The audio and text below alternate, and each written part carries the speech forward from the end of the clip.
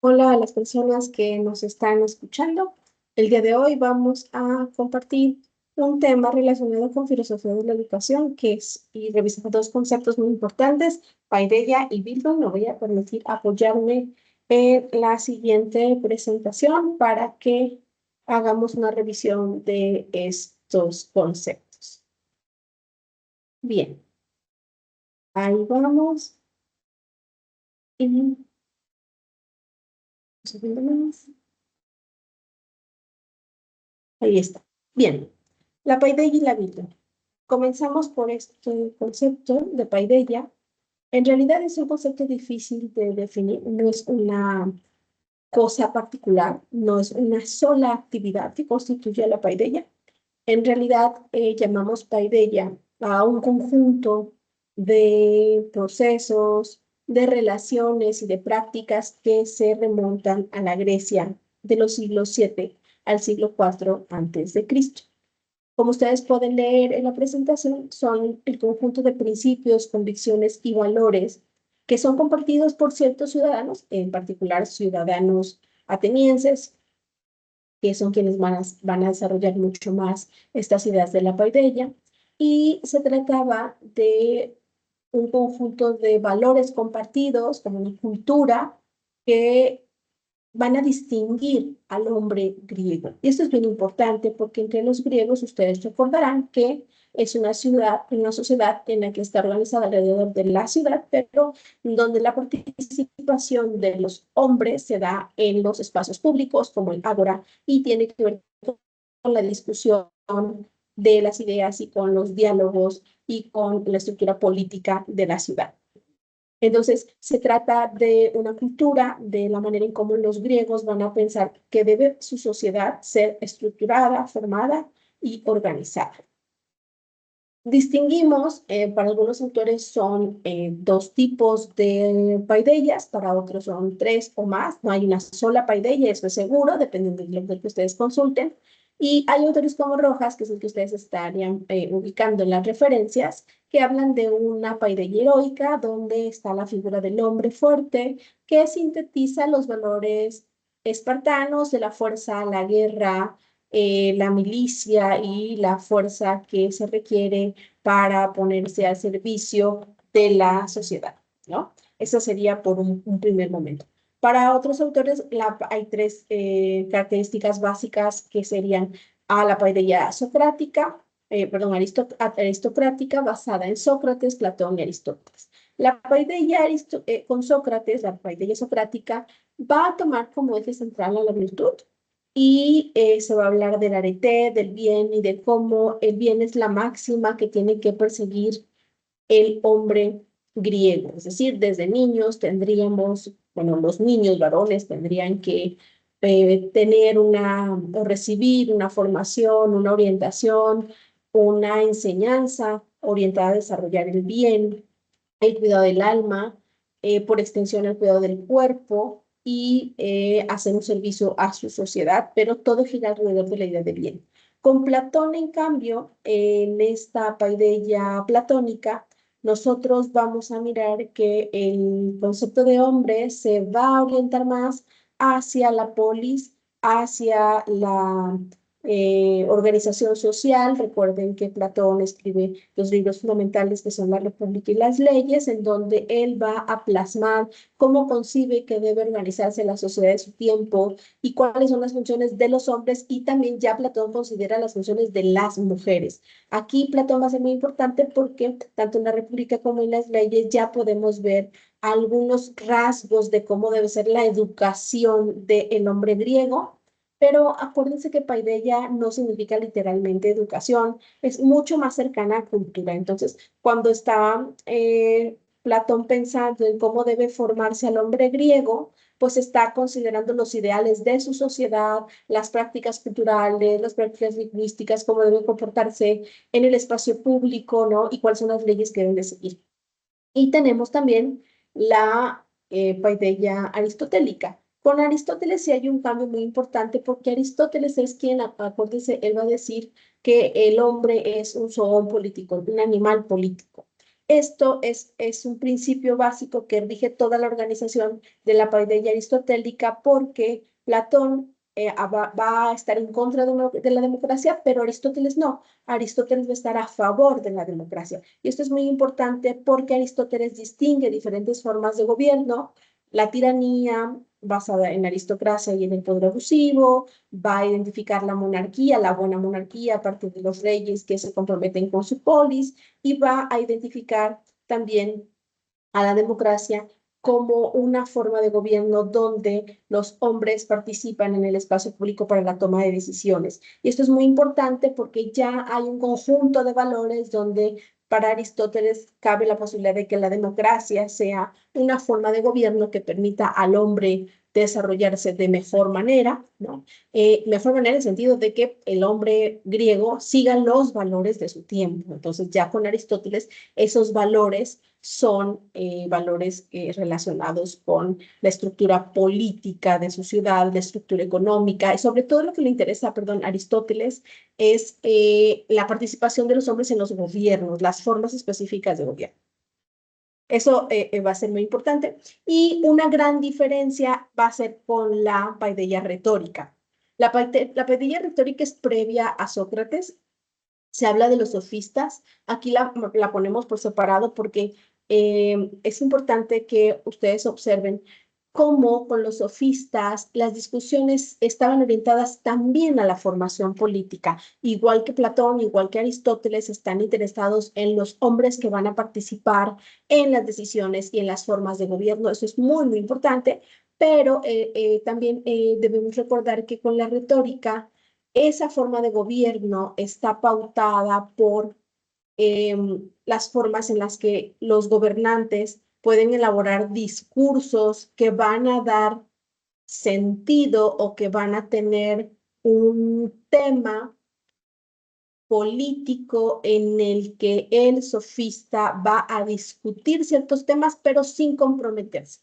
Aquí la retórica, que es el arte del lenguaje, el arte del bien hablar, del bien decir, tiene una importancia muy especial porque es el arte en la que, previo a Sócrates, y se formaba al gobernante. Al gobernante se le daban lecciones, se le enseñaba retórica, se le instruía que hablara bien porque el gobernante tenía que comunicar ciertas ideas a su sociedad de la manera adecuada para que su sociedad fuera receptiva a ellos. Ese es un gran arte. El arte, ahora en algún tiempo se llama el arte de la oratoria, pero era importante la retórica porque para los sofistas, el gobernante es el encargado de establecer una línea política y una directriz, y la forma en cómo esa directriz era transmitida era muy importante. Esto no quiere decir que el gobernante hiciera lo que dijera, eso es una discusión aparte. Para el sofista, justamente, era importante que el gobernante convenciera al pueblo y le dijera lo que quería escuchar, y no estaba sujeto a discusión si lo hacía o no lo hacía, porque acuérdense que estamos hablando de monarcas, estamos hablando de una forma de poder tiránico, que es una forma de poder abusivo, que se pasa a través de las dinastías. Entonces aquí en la paideia retórica no se trata de que sea un gobernante justo, sino más bien de que sea un gobernante listo, entre comillas. ¿Y cómo se va a ver qué tan listo es? Utilizando los recursos retóricos para decirle a la gente lo que quiere oír de la manera más adecuada a sus conveniencias. Bueno, las conveniencias obviamente del gobernante. Entonces era muy importante para los sofistas, como Gorgias, por ejemplo, que los eh, gobernantes tuvieran un arte de buen decir, un arte de convencer y un arte de persuadir a través de las palabras. Y estas son las tres formas más reconocidas. Hay otras, ¿no?, que ustedes van a ver en diferentes materiales con Isócrates, o hay otros autores que también van a proponer ciertos valores que debe tener el hombre griego. Aquí es muy importante porque vamos a hablar del hombre griego. No hay todavía un concepto de humanidad. En este sentido, hay, vamos a hacer dos grandes tendencias, ¿no? Esta paideia aristocrática, que está orientada a los ciudadanos con derechos, ciudadanos libres que tienen esclavos, que son jefes de familia y que se dedican al gobierno o a la milicia, y en menor grado a los comerciantes. Y por eso se llama paideia aristocrática. La otra tendencia es la paideia retórica, pero esa está particularmente dirigida a los gobernantes. Un comerciante no podía acceder a la retórica y, bueno, no la necesitaba porque este arte del convencimiento y de la persuasión estaba dirigido a los gobernantes. Pasamos ahora a la definición de Bildung. Bildung es un concepto muy posterior, ¿no?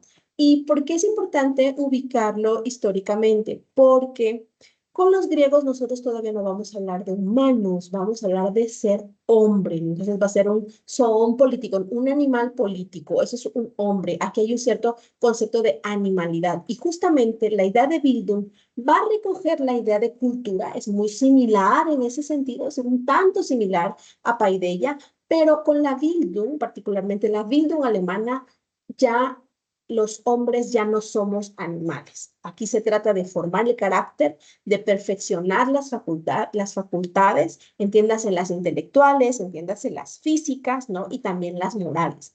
Recordemos que ya con el concepto de Bildung ya no hablamos de animalidad, sino hablamos más bien de moralidad, porque la moralidad es un gesto, es un rasgo particularmente humano. Los animales no tienen moral, los animales no tienen ética, y hay toda una discusión en la que pueden participar autores como Herder, autores como Kant, Fichte, que vamos a mirar cómo ya se va a cada vez a empezar a hablar más de el humano. Y esta idea de la humanidad es la que está particularmente ubicada en el periodo del Renacimiento, de la Ilustración y que va a llegar a nosotros también con el pensamiento moderno, ¿no? Entonces, Bildung también se traduce como formación, o sea que Paideia y Bildung se parecen un poquito porque ambas toman la palabra formación, pero cuando ya contextualizamos qué es la formación inglesa y qué es la formación en Europa alemana, no es Alemania particularmente, todavía es el Imperio Prusiano, no, el territorio prusiano, pues entonces vamos a ver que la formación no significa lo mismo. En la Bildung, la formación es un proceso que le ocurre al individuo, es más individual, ya no es tan social como en la paideia. En la Bildung, la formación es individual y es aquello por lo cual nosotros nos volvemos humanos, es aquello que tenemos que incorporar. No nacemos con una formación, pero la incorporamos para que podamos tener una función intelectual, una función física y una función moral. Y la Bildung poquito a poco va a recargar ya en esta idea de la formación moral. Ahí otra vez coquetea con la paideia, porque la paideia hablaba de ciertos valores del hombre griego. Aquí la Bildung va a hablar de los valores del hombre europeo, ¿no? Y entonces se trata, ustedes saben, los valores no nos vienen del nacimiento, sino que son construidos. Por eso tenemos que incorporar esos valores, incorporarlos en la vida individual.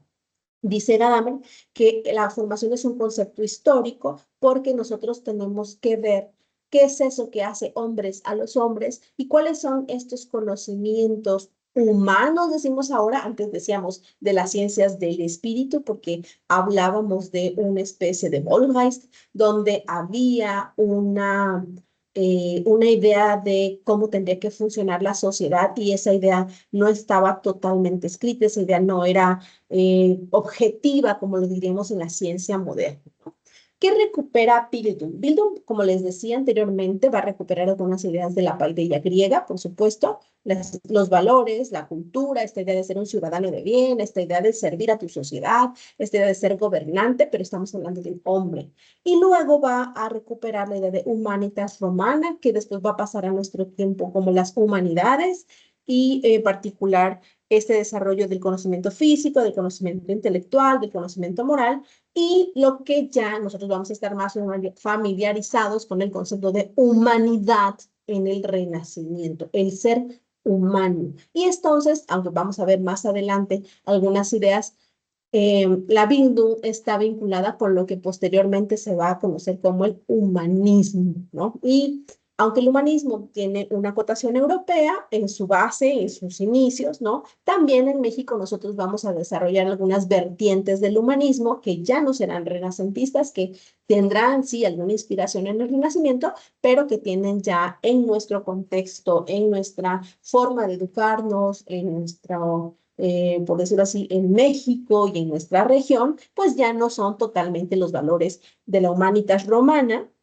¿no? De los siglos I, II, III y IV después de Cristo, ¿no? Ni tampoco serán las ideas de las humanidades y de las artes que se van a entronizar con el Renacimiento, ¿no? Y tampoco va a ser exactamente ya para el siglo XIX y XX, ya no es la misma idea de ser humano que en Europa se construyó y que viene a México con muchas variantes, pero ahí la Bildung tiene esas tres grandes raíces. La Bildung entonces tiene su primer momento, digamos, o su primer origen, de muchos orígenes, su primer origen en el pensamiento alemán, esto es cierto, ¿no? Hay autores como Kant, Humboldt, Schleiermacher y sobre todo Nietzsche. Nietzsche en una versión muy crítica de lo que después van a hablar los humanistas de quién es el hombre, pero que esa crítica de Nietzsche justamente nos permite preguntarnos qué es el ser humano hoy, por ejemplo, ¿no? La filosofía que emana de la Bildung, no la filosofía educativa que emana de la Bildung, lo que va a hacer es que va a criticar, por un lado, al positivismo que creía que tenía que haber un conocimiento objetivo y que había que tener una formación objetiva de hacernos humanos, y va a volver más hacia el arte, hacia la estética, hacia la poética. Entonces, la Bildung no va a ser tan científica, sino más bien, por eso nuevamente el concepto humanista, ¿no? Que donde vamos a ver la participación de las letras con Goethe, por ejemplo, o de la filosofía con Hegel, ¿no? Y vamos a mirar que el humano, entonces ahora, a partir de esta idea de Bildung y de la formación y de la humanidad, es como se va a construir esta idea de la formación integral que llega hasta nuestro siglo XX y que para nosotros ya en los espacios educativos es muy común hablar de una formación integral o de una formación que no divida el intelecto del cuerpo o de una formación que vuelva a reunir la educación física, la educación intelectual, la educación moral en un todo. ¿En qué se parecen Bildung y Paideia? Bueno, ambos conceptos son difíciles de definir, pero ambos podríamos decir que están emparentados por el pensamiento griego y están emparentados por el pensamiento europeo. Si bien los griegos, como te dijimos, siglo quinto, cuarto, siglo séptimo antes de Cristo, en donde se constituye, sobre todo la paideia aristotélica, perdón, la paideia aristocrática de Sócrates, Platón y Aristóteles, esa paideia aristocrática es la que llega hasta nuestros días. En el siglo XVII vamos a ver que se recupera estas ideas del pensamiento griego, pero se van a mezclar con algunas ideas romanas, ¿no? Como las artes del Renacimiento, ¿no? Y se van a mezclar también con el cristianismo. El cristianismo va a ser un elemento muy importante porque el cristianismo de alguna forma va a exaltar algunos de los valores griegos y los va a traer hacia el siglo XVIII y los va a traer hacia el siglo XIX, y entonces Bildung se va a convertir en un concepto que engloba la formación moral cristiana y va a convertirse en la formación física, otra vez del cuerpo, mecánica, y va a tener la formación intelectual. Acuérdense que durante el cristianismo no podía haber una formación intelectual que estuviera separada de la idea de Dios, ¿no? ¿Qué va a ocurrir? Bueno, que ya en los inicios del siglo XIX vamos a mirar una crítica a esta idea cristiana de la formación. Ahí vienen los efectos del protestantismo también, y entonces se va a hablar de una formación secular, o sea, una formación no religiosa. Y entonces, nuevamente, los ideales griegos ahora se van a mirar como ideales sociales, ¿no? La bondad, el bien, la virtud ya no son en función de un Cristo, sino en función de una sociedad. Y vamos a empezar a hablar de una moral en términos sociales, de una ética compartida por un colectivo, y que ya no tiene que ver tanto con la religión cristiana, y que va a tocar la Bildung, que era más individual, se va a convertir ahora en un proceso de formación secular que va a consistir en transformar ese pequeño niño, ese pequeño organismo humano en un ciudadano de bien y posteriormente en un ser humano. ¿Qué diferencias hay entre paideia y Bildung? Para Wagner Jagger dice que no, realmente Bildung y paideia no tienen que ver casi nada ni con civilización, ni con formación, ni con cultura, ni con educación, mucho menos con educación. Eso sí es bien importante. Paideia y Bildung pueden tomar el concepto de formación, pero de ninguna manera se va a pensar como educación. Ya educación es un concepto muy moderno, digamos, en el tiempo, es muy reciente la idea de educación y ni los griegos ni la gente del Imperio Prusiano o de Europa, pues, está pensando como tal en la idea de educarse, está pensando en la idea de formarse, ¿no? De formarse, ¿no? Hacer la formación. Pero acá, esta idea, cuando decimos incluso hoy decimos formación en nuestro lenguaje, no se acerca tanto a la idea que tenían de paideia los griegos, ¿no? Entonces, paideia es un concepto muy, muy amplio, ¿no? Y se va a fincar a la tradición, a los valores, a las creencias de la comunidad, a aquello que nos hacía ser un buen hombre griego, ¿no? Y era muy extenso. En el caso, perdón, en el caso de la Bildung, ¿por qué ya no se va a parecer con la paideia griega? Bueno, porque Bildung ya es un concepto muy moderno y entonces lo que va a ocurrir es que Bildung, como tiene un cruce y un coqueteo con el cristianismo, ahí es donde se separa la Bildung de la paideia totalmente, ¿no? La paideia no tenía este tinte cristiano, pues porque históricamente pues el cristianismo no existía cuando estaban los griegos, evidentemente, pero entonces cuando la Bildung en el siglo, veamos la lámina anterior, básicamente en el siglo 15, 16, 17, ahí ya hay cristianismo, ya claro que hay, desde el cristianismo está súper consolidado, pero entonces ese vínculo con el cristianismo es lo que ya separa a Bildung de la paideia y hacia el siglo XVIII y principios del XIX ya empezamos a hablar más de una formación secular. No estamos hablando tanto del cristianismo, pero ese gesto del cristianismo es lo que marca una radical diferencia entre paideia y Bildung. Entonces, aquí les ofrezco algunas referencias de donde están tomadas las citas textuales, material que pueden leer. Voy a dejar de compartir esta pantalla, que es importante de saber a modo de síntesis o de resumen, ¿no? Bueno, tendremos que mirar juntas y juntes, que por un lado la paideia tiene una inspiración griega, netamente griega, ¿no? De más o menos siglo VII hasta el siglo IV, siglo III, por mucho, porque ya es la filosofía helenística, ¿no? El corazón de la paideia suele colocarse en la paideia aristocrática de Sócrates, Platón y Aristóteles, aunque la retórica no es menor. ¿Qué vamos a ver hoy? A diferencia de la Bildung siglo XV, siglo XVI, siglo XVII ya está muy consolidado y Bildung se va a emparentar por un lado con el cristianismo, que no existía con los griegos, y se va a emparentar con el renacimiento, el cuidado de las artes, la estética, la poética, las letras nuevamente. Y acuérdense que en Europa estábamos hablando durante el siglo uno, dos, el siglo V, era latín. Entonces ahí se mezclan ideas griegas, ideas latinas, viene todo el Renacimiento, surgen las humanidades y surge mucho después el concepto de ser humano. Ya el ser humano no tan vinculado a las artes. Y entonces paideia se quedará anclada al pensamiento griego, no cristiano, no religioso. Y Bildung sí, Bildung tiene una vertiente cristiana porque, pues por la misma historia europea, ¿no? Y Bildung tiene también una vertiente secular derivada de esta crítica al cristianismo. ¿Qué es lo que va a llegar a nuestros días? El concepto de formación.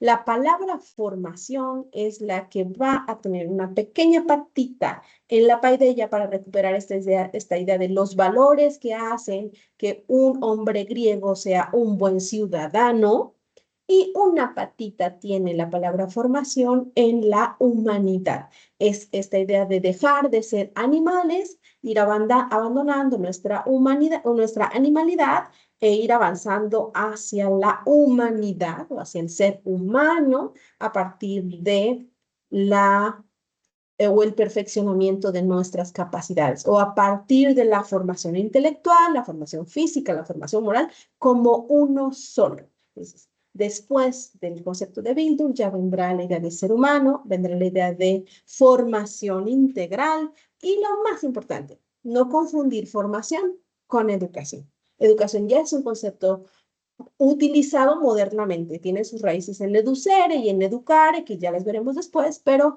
la relación que hay con educación es mucho después, es tardía, lo que quiero decir, ¿no? Paideia y Bildung se vinculan con la formación. ¿Qué formación? La formación del ser humano, la formación del hombre griego, la formación del ser humano, la formación del ciudadano europeo, ¿no? Entonces ahí hay toda una discusión contextual y educarse será otra cuestión. Educarse tendrá que ver con la conducción de las personas. Poquito a poco con la modernidad y la creación de la escuela de educación se va a concentrar y se va a deslizar más hacia los sistemas educativos, hacia los procesos de escolarización, de neoescolarización o de desescolarización, pero formación y educación no tienen las mismas connotaciones, no se refieren a lo mismo. La formación por el momento, por su inspiración en la paideia griega y por su inspiración en la vida europea, formación tendrá que ver con cómo nosotros, con este cuerpo, con este intelecto y con esta moral, vamos transitando de ser animales a ser seres humanos. Por ahí lo vamos a poner en estos términos y después haremos una comparación entre formación y educación. Gracias.